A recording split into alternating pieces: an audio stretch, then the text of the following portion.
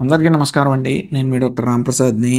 తీవ్రంగా మోకాళ్ళ నొప్పితో బాధపడుతున్నారు. గ్రేడ్ 3, గ్రేడ్ 4 ఆర్థరైటిస్ వచ్చేసింది. తారాస్థాయిలో మోకాళ్ళ అరుగుదల ఉందనుకోండి. యాస్ ఆర్థోపెడిక్ సర్జన్ మేము కొంతమందికి నీ రీప్లేస్‌మెంట్ ఆపరేషన్ అంటే మోకాళ్ళ మార్పిడి ఆపరేషన్ చేయించుకోమని అడ్వైస్ చేస్తూ ఉంటాం. అండ్ దీని గురించే మా యూట్యూబ్ ఛానల్‌లో చాలా వీడియోస్ ఉన్నాయండి. మన వ్యూవర్స్‌కి ఏంటంటే చాలా డౌట్స్ ఉన్నాయి ఈ నీ రీప్లేస్‌మెంట్ ఆపరేషన్ గురించి. వాటిని వాళ్ళు ఏంటంటే కమెంట్స్ బాక్స్‌లో పెట్టడం జరిగింది. సో, ఇవాళ ఈ యూట్యూబ్ వీడియోలో కొన్ని క్వెషన్స్‌ని సెలెక్ట్ చేసుకొని అంటే కొన్ని సందేహాలకి నేను ఇవాళ సమాధానం చెప్పడానికి ట్రై చేస్తానండి. ఫస్ట్ క్వెషన్ అండి, సబ్స్క్రైబర్ అడిగారు. సార్ మా ఫాదర్‌కి మోకాలు అనేది బాగా అరిగిపోయింది. సర్జరీ చేయాలన్నారు. బీపీ, షుగరు లేదు. పీఆర్పీ ఇంజెక్షన్స్ వేస్తే సెట్ అవ్వచ్చా అని చెప్పి. ఇక్కడ మనం ఒక విషయం జ్ఞాపకం పెట్టుకోవాలండి. అదేంటంటే గ్రేడ్ 3, గ్రేడ్ 4 ఆర్థరైటిస్ వాళ్ళకి మాత్రమే మోకాళ్ళ మార్పిడి ఆపరేషన్ అనేది చేస్తూ ఉంటాం. ఇది పీఆర్పీ ఇంజెక్షన్ అనేది కేవలం గ్రేడ్ 2లో పనిచేస్తుందండి. అండ్ గ్రేడ్ 3లో కూడా కొంతమందికి మాత్రమే పనిచేస్తుంది. అండ్ ఇంకో విషయం జ్ఞాపకం పెట్టుకోవాలి, ఈ ప్లేట్లెట్ రిచ్ ప్లాస్మా ఇంజెక్షన్ అనేది ఏమీ పర్మనెంట్ ట్రీట్మెంట్ కాదు. అండ్ ఈ పీఆర్పీ ట్రీట్మెంట్ వల్ల కొంతకాలం అరుగుదల అనేది స్లో డౌన్ అవుతుంది. అండ్ ఆ ప్రోగ్రెషన్ అనేది పేస్ అనేది తగ్గుతుంది. కాకపోతే మోకాళ్ళ మార్పిడి ఆపరేషన్కి ప్రత్యామ్నాయ మార్గం అయితే కాదు. అండ్ మీకు గనక డాక్టర్ గారు గ్రేడ్ 4 ఆర్థరైటిస్లో ఉన్నది అని చెప్పారు, మీరు నీ రీప్లేస్మెంట్ ఆపరేషన్ చేయించుకోవాల్సిన అవసరం వస్తే పీఆర్పీ ఇంజెక్షన్స్ వేస్తే సెట్ అయిపోతుంది అని అనుకోవటం కేవలం అపోహ మాత్రమేనండి. ఇంకా సెకండ్ క్వశ్చన్ అండి, ఈ మధ్యన fast track knee replacement surgery వచ్చింది అంటున్నారు. దీనిలో ఫిజియోథెరపీ ఎక్సర్సైజ్ అవసరం లేదు అని అడిగారండి. ఇలాగ ఫిజియోథెరపీ అవసరం లేకుండా చేయటం అనేది ఇది కేవలం అపోహ మాత్రమేనండి.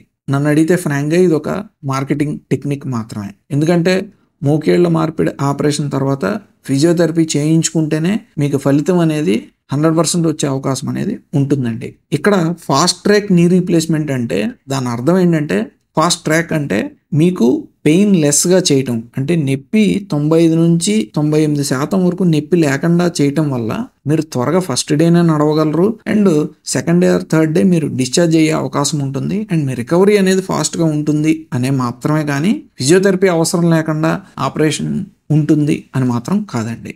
ఇంకా థర్డ్ క్వశ్చన్ అండి, నమస్కారం అండి, నీ జాయింట్ రీప్లేస్మెంట్ సర్జరీ చేయించుకోవాలని అనుకుంటున్నాను. నాకు డౌట్ ఉంది, స్పైనల్ అనస్థీషియా ఇస్తారా, జనరల్ అనస్థీషియా ఇస్తారా? ఎందుకంటే నాకు 34 ఏళ్ల క్రితం స్పైనల్ అనస్థీషియా 2 సార్లు ఇచ్చారండి. అండ్ స్పైన్కి మేజర్ సర్జరీ కూడా జరిగింది. సో దీనికి నా సమాధానం అండి, జనరల్గా 90% ఆఫ్ కేసుల్లో మేము స్పైనల్ అనస్థీషియా అంటే వెన్నుముకకి మాత్రమే మత్తిచ్చి మోకాలుగా ఆపరేషన్ అనేది చేయడం జరుగుతుంది. కాకపోతే కొన్ని సందర్భాల్లో మనకి ఆ స్పైనల్ అనస్థీషియా వర్కౌట్ అవ్వని వాళ్ళల్లో కానీ, లేదంటే వాళ్ళు స్పైనల్ అనస్థీషియా అంటే భయం ఉంది అని అన్నప్పుడు కానీ, లేదంటే ఆ పేషెంట్స్కి స్పైనల్ అనస్థీషియా ఇవ్వడం వల్ల కరెక్ట్ కాదు అని అనిపిస్తే వాళ్ళకి జనరల్ అనస్థీషియా ఇవ్వడం అనేది జరుగుతుంది. అండ్ ఇది ఏంటంటే మీరు అంటే పేషెంట్, అక్కడ మత్తు డాక్టర్ గారు అంటే అనస్థీషియా డాక్టర్ గారు, తర్వాత ఆర్థోపెడిక్ సర్జను, ఈ ముగ్గురు కలిపి డిస్కస్ చేసుకుని ఏది పేషెంట్కి బెస్ట్ అయితే అది ఇవ్వడం అనేది జరుగుతుందండి. ఇంకా ఫోర్త్ క్వశ్చన్ అండి, ఈ సివియర్ ఆస్టియోపోరోసిస్ పేషెంట్స్ కొంతమంది ఈ టెరిపారిటైడ్ ఇంజెక్షన్ అనేది వాడుతూ ఉంటారు. వాళ్ళకి ఈ నీ రీప్లేస్మెంట్ ఆపరేషన్ అనేది చేయొచ్చా లేదా, దీని గురించి అడిగారండి. ఇక్కడ గుర్తుపెట్టుకోవాల్సింది ఆస్టియో ఆర్థరైటిస్ అంటే కేళ్లల్లో అరుగుదల, ఆస్టియోపోరోసిస్ అంటే ఎముకల్లో తీవ్రమైన బలహీనత. ఆస్టియో ఆర్థరైటిస్తో పాటు ఆస్టియోపోరోసిస్ ఉన్నా సరే మోకాలు మార్పిడి ఆపరేషన్ అనేది చేయించుకోవచ్చు, ఎటువంటి సంకోచము లేదు. కాకపోతే ఈ ఎముకల బలహీనత ఉంటే కనుక మేము తీసుకునే జాగ్రత్త ఏంటి అని అంటే, జనరల్గా మోకాళ్ళ మార్పిడి ఆపరేషన్లో వాడే ఇంప్లాంట్స్ అనేవి ఇలా ఉంటాయండి. ఇవి చిన్నగా ఉంటాయి. ఇది పై ఎముక ఫేమర్ బోన్ వైపు వాడే ఇంప్లాంట్, ఇది టిబియా కింద బోన్ వైపు వాడే ఇంప్లాంట్, మధ్యలో ప్లాస్టిక్. మీకు ఎముక కనుక బలహీనంగా ఉంది అని అనుకుంటే కింద ఎముకలో మేము వేసే ఈ ఇంప్లాంట్ అనేది ఇంకొంచెం స్ట్రాంగ్గా ఉంటుంది, మనకు పునాది గట్టిగా లేదు కాబట్టి.